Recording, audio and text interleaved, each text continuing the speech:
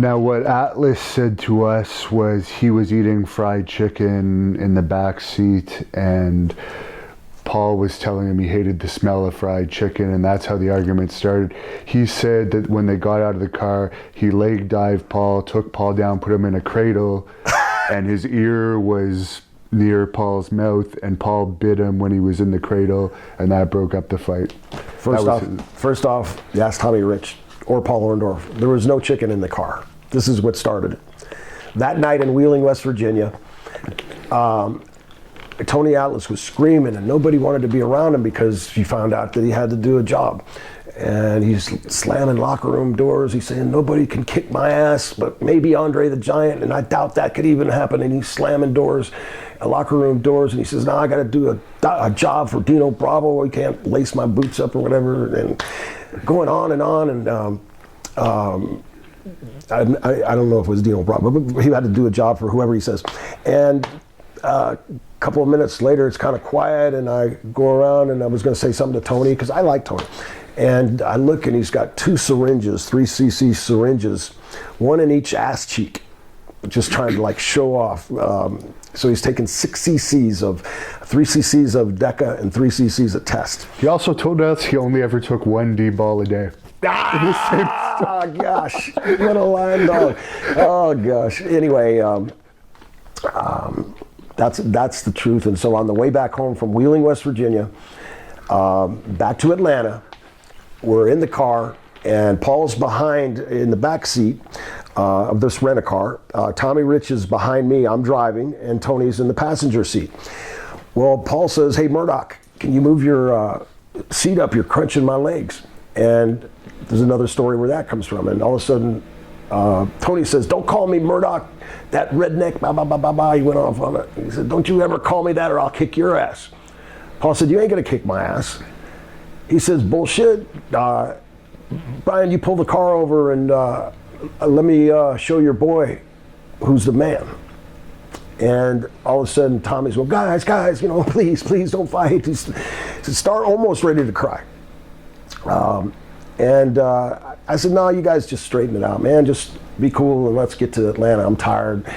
And Paul says to me, Beep, if you don't pull over, I'm gonna beat your ass. And I said, okay, I'll look and find a place. So I didn't want to fight Paul. So, and he wouldn't have fought me anyway. He's too good of a friend, but he was mad. And Atlas was mad.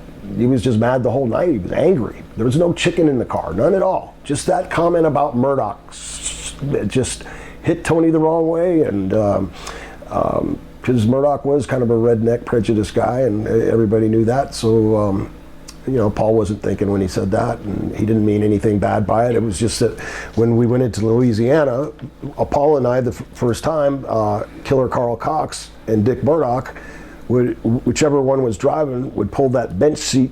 They were sharing a car, they had a bench seat, and like a big Buick, and they would push it all the way back for these 300-mile trips. And so Orndorff and I would have to sit knee to knee in the back seat. And since they were green, you know, what are we going to do with Murdoch and Carl Cox? You know, 2 big superstars. And you know, we respected our veterans and of the business. So that's where that came from, just so the audience knows. And then I see this bowling alley, and there's it says bowling, and I look to the right, there's there's grass, there's asphalt, there's trailers without the semis on them, parked up by this, looks like a basketball court. So I said, that looks like a good place. You guys could either fight on the grass or you can fight. And Tommy's trying to interrupt me. No, don't encourage it. And he's going on and on. And Tommy was the funniest thing about the whole thing. And so Tony walks all the way to the asphalt. This is at night, but it's lit, it's got lights. And we start walking, and Tommy's saying, no, guys, please don't fight, guys, please don't fight. All of a sudden, they converge on each other like 2 bulls. Paul winds up going behind him and belly to backs him, and they roll make about 2 turns on the concrete, and I can't see Paul's head, and I can't see Tony's head, and all of a sudden I hear, ah! you cheated, you cheated. And Paul goes, and an ear, the whole bottom lobe of his ear shoots off. Now Tommy Rich starts screaming, oh my God, it's an ear. Oh my God, he bit his ear off, and he's crying, and he goes and he grabs, it's his ear, it's his ear. So Tommy's crying like this. So Paul got off of him because Tony says, he said, my ear's bit off, I quit. And you cheated, you son of a gun, I say. And they lipped off a little bit, but Tony didn't lip off to him that much. Paul was doing more of the lipping to him. And he asked me to hold his crucifix when he got out. He had a gold crucifix, and he gave it to me, and he had a white cut-off tank top and a red pair of University of Spartans football gym pants, and a pair of white tennis shoes and white socks. Very tan, I'll never forget. And when after Tommy Rich picked up that ear, he was literally bawling. I mean, crying hard. And we all get back in the car, and we take Tony to the hospital. Well, on the way there, Tony, man, we better get out again and do it. And Paul says, let's pull over, we'll do it again.